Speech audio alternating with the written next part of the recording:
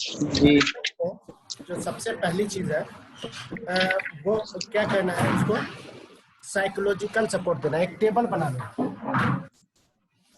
एक टेबल बना लो, flow chart type table बनाओ। ऊपर में लिखो मैनेजमेंट ऑफ प्राइमरी बैठिए ना। डिस्मेनोरिया। टेबल बनाओ, सबसे ऊपर में लिखो कहाँ जाना? Primary dysmenorrhoea. ड्रॉप डालना भाई। हाँ भाई, मैनेजमेंट ऑफ ये ना प्राइमरी जाना। Dysmenorrhoea.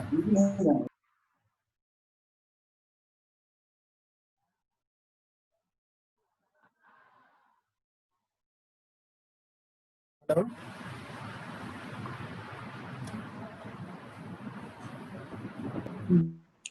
Ji sir. Management of primary dysmenorrhoea. Management area का सर ऊपर मैनेजमेंट ऑफ प्राइमरी डिस्मेनोरिया।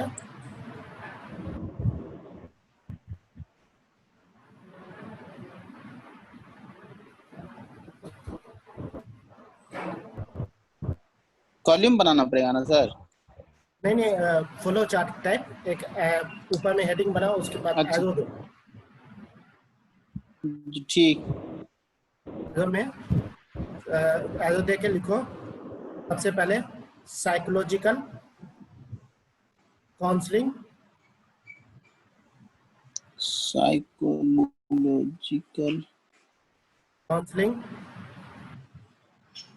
जी। चीज एश्योरेंस ऑफ डिजीज, यानी कि एमनोरिया का डिजीज का जो एश्योरेंस देना है कि ठीक हो जाएगा, घबराने की जरूरत नहीं है। स्पेशली जो एडोलसेंट होते हैं वो 2 साल में ठीक हो जाते हैं, इसलिए एश्योरेंस देना है, घबराने की जरूरत नहीं है। ये टाइम बीइंग का है।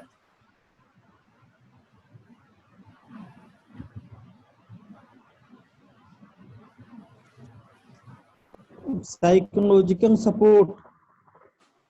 एश्योरेंस, उसको भरोसा देना है, एश्योरेंस भरोसा देना है उसको कि ठीक हो जाएगा।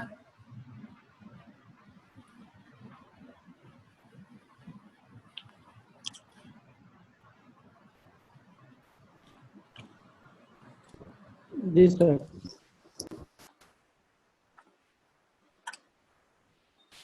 ठीक है, एश्योरेंस देना है। इसके अलावा एनाल्जेसिक और एंटी स्पास्मोडिक देना है।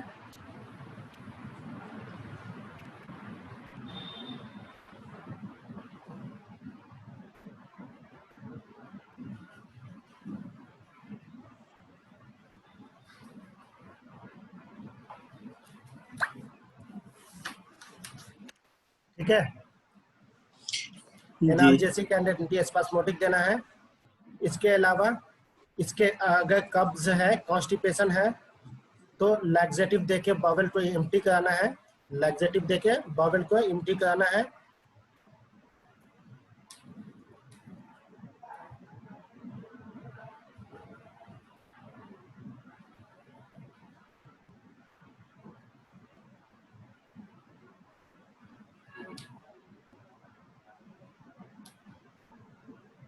जी।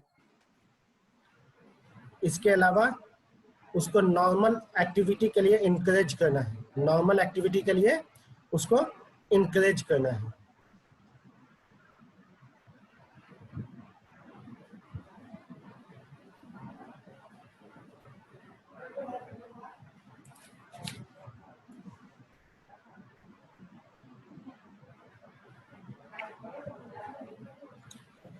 एंटी जी स्पास्मोडिक में सर। नॉर्मल एक्टिविटी के लिए उसको इंकरेज करना है।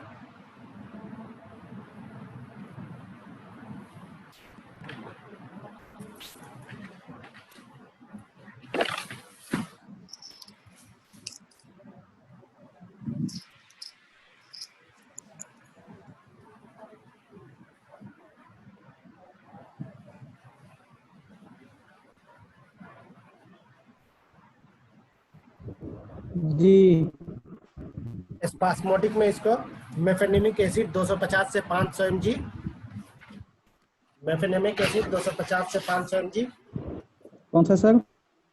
Mefenamic acid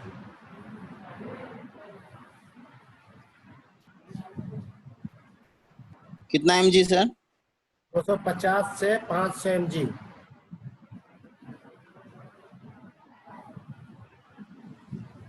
OD. हाँ, ओडी नहीं, 8 आवली। अच्छा 8 आवरली। एसओएस समझा गया है। लेना है जब जरूरत पड़े तब लेना है। 8 आवली टीआईटी हो गया ना जी। नेक्सल फिर? पास या फिर मेफेनेमिक एसिड की जगह क्या दे सकते हैं? Flufenamic acid. नेक्सल पास sir. Flufenamic acid. Flufenamic acid flu 100 से 200 mg 8 आवली।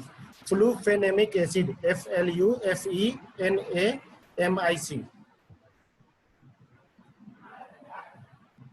Flufenamic acid. क्या सर आवाज क्या? Flufenamic acid. Flufenamic acid FLUFENAMIC।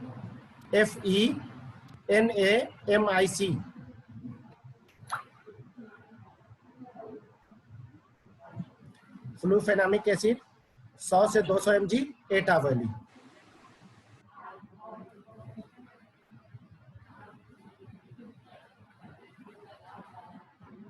इसके अलावा एनाल्जेसिक के तौर पे आइबुप्रोफेन जी 100 से 200 mg 8 आवली।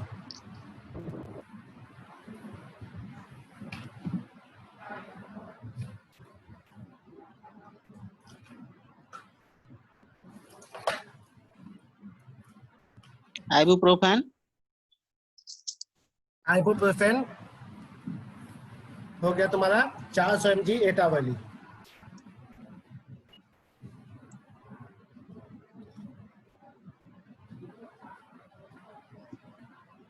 या फिर इंडोमेथासिन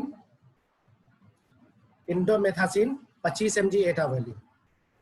इंडोमेथासिन 25 mg 8 आवली। ठीक है। जी। ये हो गया। उसके बाद अगर ये ट्रीटमेंट फेल हो जाता है, नीचे लिख लो एरो बना के, ये ट्रीटमेंट सब फेल हो जाता है, तो वैसे कंडीशन में इसको 2 पार्ट में डिवाइड करो। इसको 2 पार्ट में डिवाइड करो। ये ट्रीटमेंट सब अगर फेल हो जाता है तो 2 पार्ट में डिवाइड करो।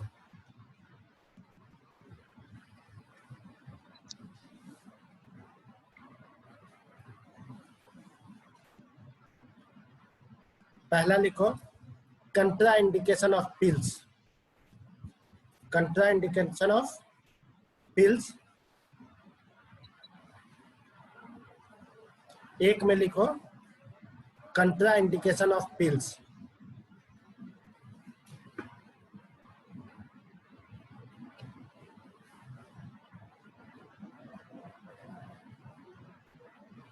एक में लिखो कंट्रा इंडिकेशन ऑफ पिल्स। उसी में पहला वाले एरो में एक और चीज लिखो, patient wanting pregnancy. Patient wanting pregnancy. Patient wanting pregnancy.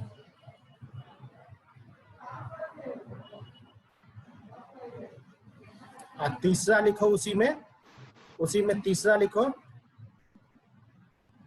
No contraindication of for no contraindication for prostaglandin synthesis inhibitor. Prostaglandin synthesis inhibitor.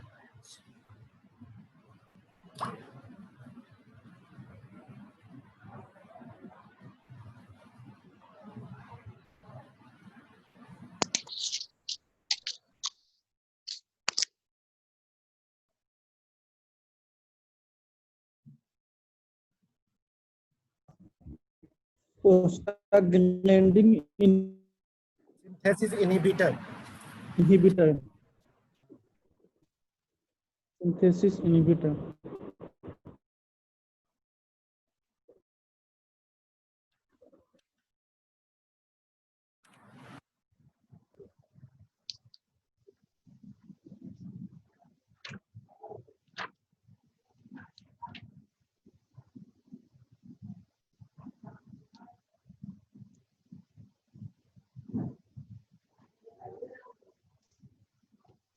Prostaglandin synthesis inhibitor.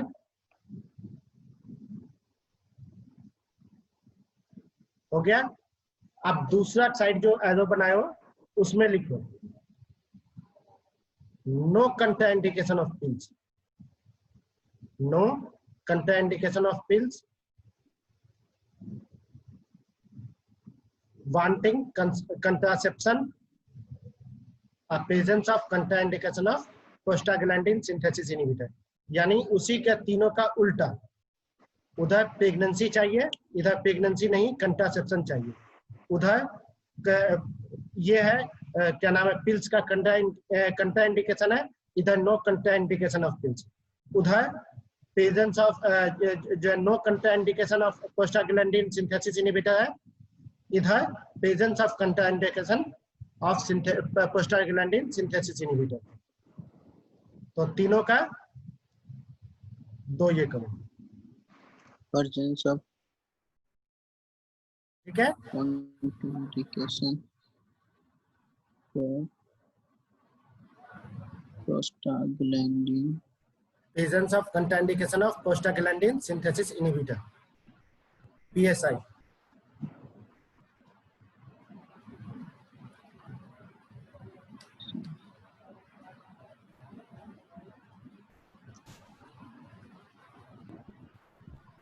Ji sir, ठीक है।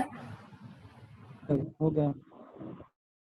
तो जिधर no contraindication of prostaglandin synthesis inhibitor है, तो उधर लिखो arrow देके कि prostaglandin synthesis inhibitor 3 to 6 cycle तक देना है लगातार, 3 to 6 साइकिल तक लगातार देना है।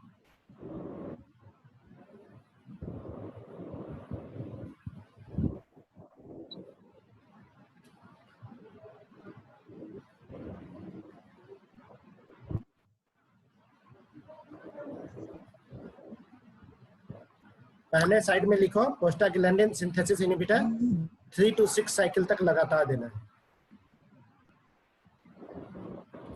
दूसरे इसमें लिखो ओरल कंट्रासेप्टिव पिल्स जो कि एस्ट्रोजन एंड प्रोजेस्टेरोन का कॉम्बिनेशन होना चाहिए, जो ओरल कंट्रासेप्टिव पिल्स जो कि एस्ट्रोजन एंड प्रोजेस्टेरोन का दूसरे कॉम्बिनेशन होना। साइड में जिसमें कंट्राइंडिकेशन, क्या बोल रहे हो? ये दूसरे साइड में जिसमें presence of contraindication of prostaglandin है, जिसमें हाँ, जिसमें presence of contraindication of prostaglandin synthesis inhibitor है, उस साइड में लिखो oral contraceptive pills combination of oestrogen and progesterone.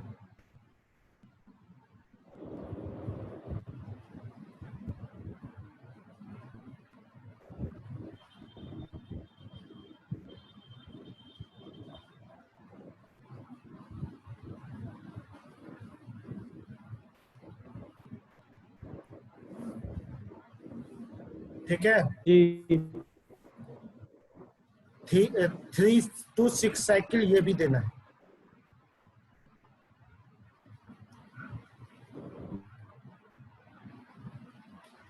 फिर इस दोनों को इस तरह से मिला दो, दोनों को नीचे से इस तरह से मिला दो और फेल लिख दो बीच में।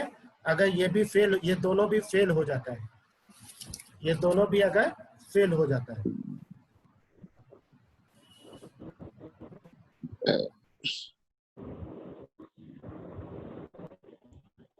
ये दोनों भी अगर फेल हो जाता है जी तो फिर फेल के नतीजे में हम एक अल्ट्रासाउंड करवाएंगे या लेप्रोस्कोपी करवाएंगे। अल्ट्रासाउंड ऑफ लोअर एब्डोमेन या लेप्रोस्कोपी। लेप्रोस्कोपी क्या करने के लिए? To rule out pelvic pathology, to exclude या rule out pelvic pathology, to exclude या रूल आउट पेल्विक पैथोलॉजी, जैसा कि इन्वेस्टिगेशन में बताया था। पेल्विक पैथोलॉजी क्या होगा? इंडोमेट्रियोसिस हो सकता है, इंडोमेट्रियोसिस हो सकता है। अगर पेल्विक पैथोलॉजी नहीं है, वैसी सूरत में एरो देके लिखो। सबसे पहला प्रोसीजर क्या कहते हैं? Dilatation of cervix. सर्विक्स का डायलेटेशन करते हैं, सर्विक्स का डायलेटेशन करते हैं।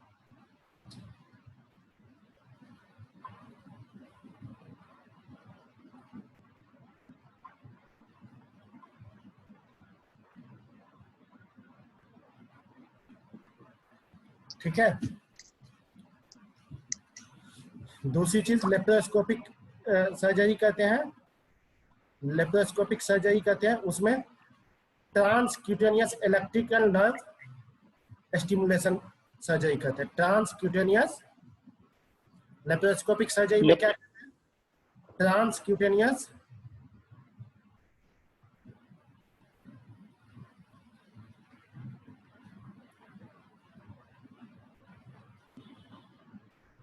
ट्रांसकुटेनियस transcutaneous electrical nerve stimulation. Electrical nerve stimulation. नन nerve nerve NERV nerve stimulation.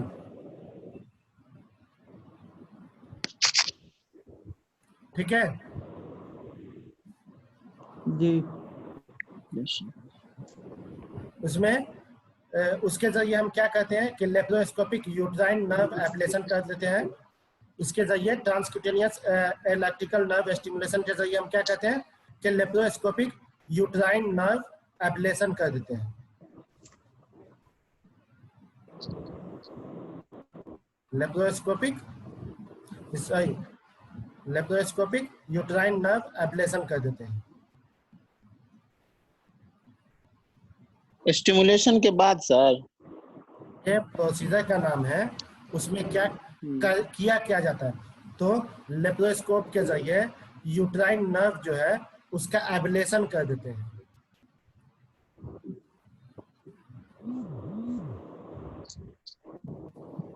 Stimulation अभी बोले थे सर। वो मतलब तो प्रोसीजर का नाम हुआ ना, ट्रांसक्यूटेनियस जी इलेक्ट्रिकल नर्व स्टिमुलेशन। जी इसमें होता जी क्या किया जाता है? तो क्या किया जाता है? तो अच्छा लेप्रोस्कोपिक में यूट्राइन नर्व जो होता है, तो लेप्रोस्कोप के जरिए जाते हैं, यूट्राइन नर्व का एब्लेशन कर देते हैं। लूना इसको कहा जाता है, लूना LUNA लूना।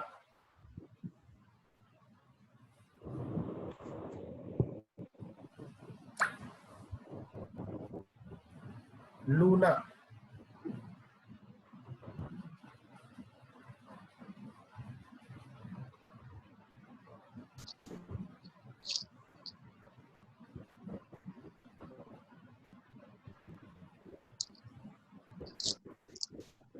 जब दोनों laparoscopic uterine nerve ablation.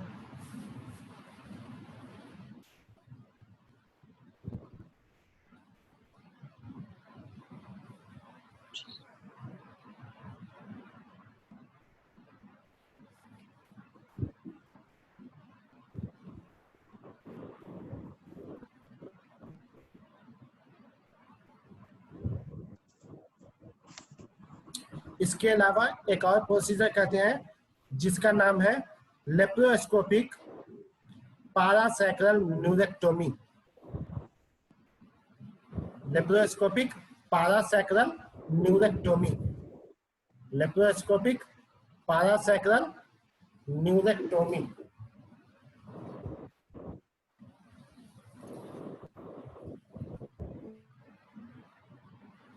Laparoscopic पारासैक्रल न्यूरेक्टोमी।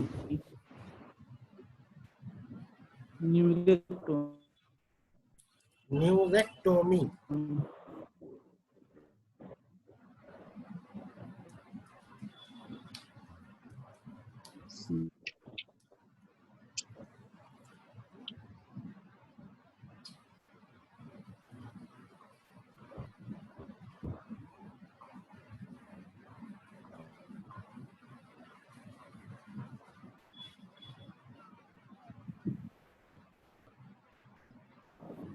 ठीक है,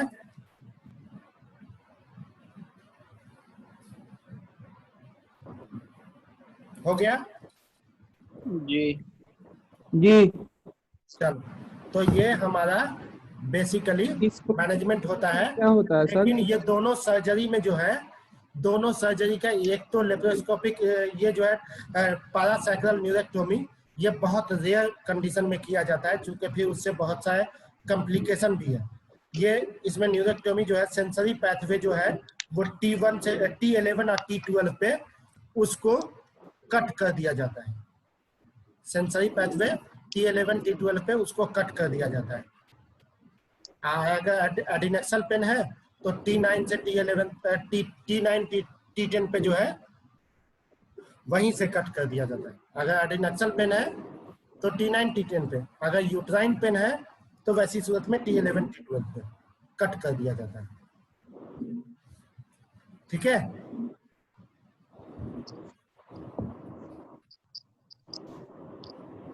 ये गाइनो सर,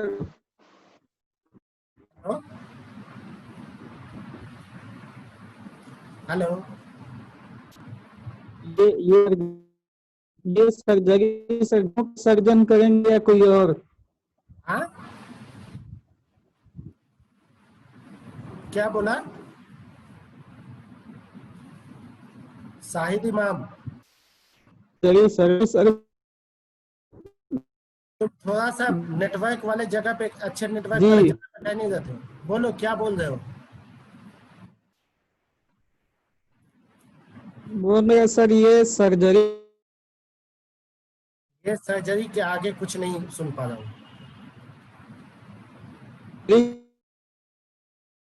हेलो, अगर किसी को सुनने में आ रहा है तो कोई और मुझे बता दो कि क्या बोल रहा है शाहिद इमाम। जो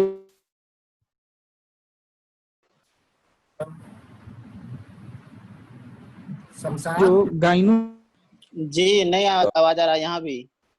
वहां भी नहीं आवाज आ रहा यहाँ भी ना? आवाज नहीं आ रहा आवाज। शाहिद अगर आपकी ज्यादा आवाज आ ही, रही है लेकिन। हाँ मेरी आवाज तो जाएगी, मेरा नेटवर्क प्रॉपर है एकदम।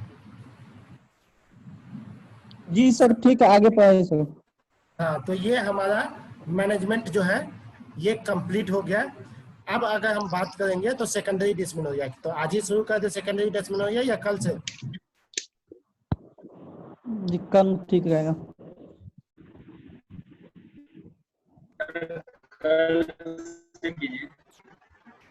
क्या बोला जियाउल हक?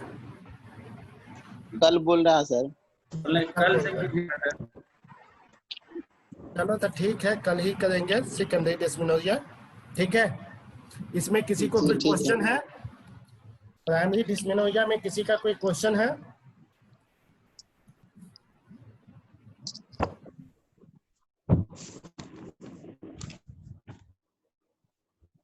ये जो चार्ट बनाया है ना सर, इसमें थोड़ा सा आप कल फिर से एक मरतबा बता दीजिएगा, ये चार्ट बनाया है।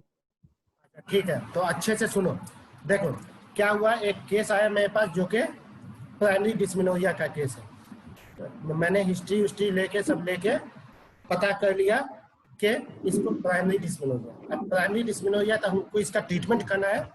तो ट्रीटमेंट में क्या करेंगे? सबसे पहली चीज कि अगर वो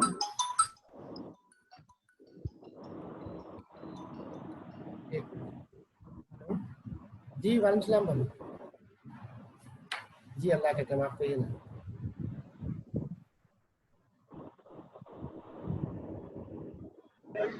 क्या हो रहा है?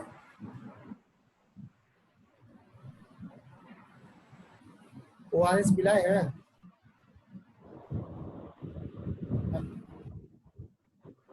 हाँ ORS पिलाई ना, सुबह में ही इनको बोले थे हम 9-10 बजे के बीच की जो है ORS पीजिए। बोले पसीना बहुत ज्यादा चल रहा है।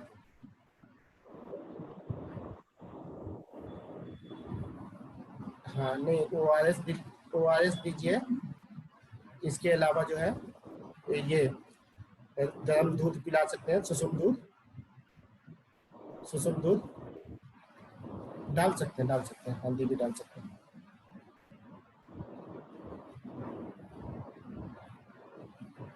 भाभी मैं 5 मिनट बाद फोन करूँ और डिटेल में बात करेंगे, काय की क्लास ले रहा हूँ साथ में। जी जी, मैं आराम से कॉल करके बताता हूँ।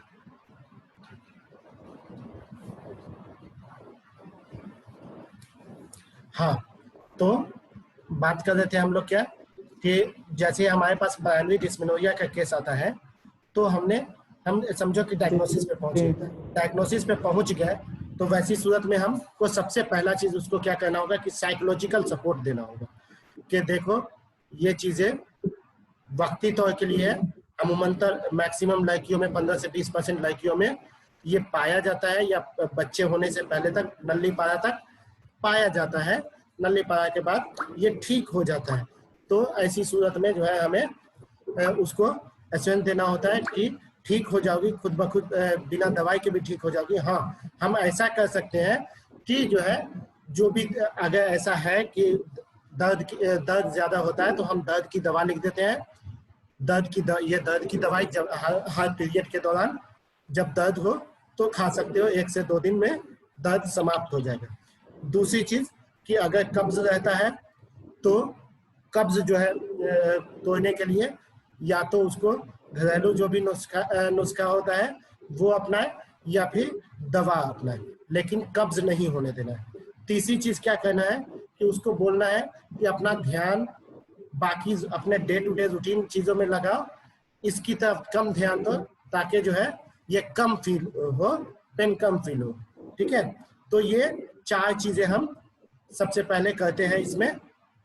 इसके बाद अगर इस पे भी सुधार नहीं होता, 2-3 साइकिल के बाद सुधार नहीं होता है, तो वैसी सूरत में हम क्या करते हैं कि उससे पता करते हैं कि कोई जो है तुमको पिल्स का कंट्रा इंडिकेशन तो नहीं है, जैसे एस्ट्रोजन प्रोजेस्टेरोन का कंट्रा इंडिकेशन तो नहीं है, प्रेग्नेंट होना चाहती है कि नहीं होना चाहती है, या फिर कोई कंट्रा इंडिकेशन प्रोस्टाग्लैंडिन सिंथेसिस इनहिबिटर का यानी कि NSAID का स्पेशली कोई कंट्रा इंडिकेशन तो नहीं है।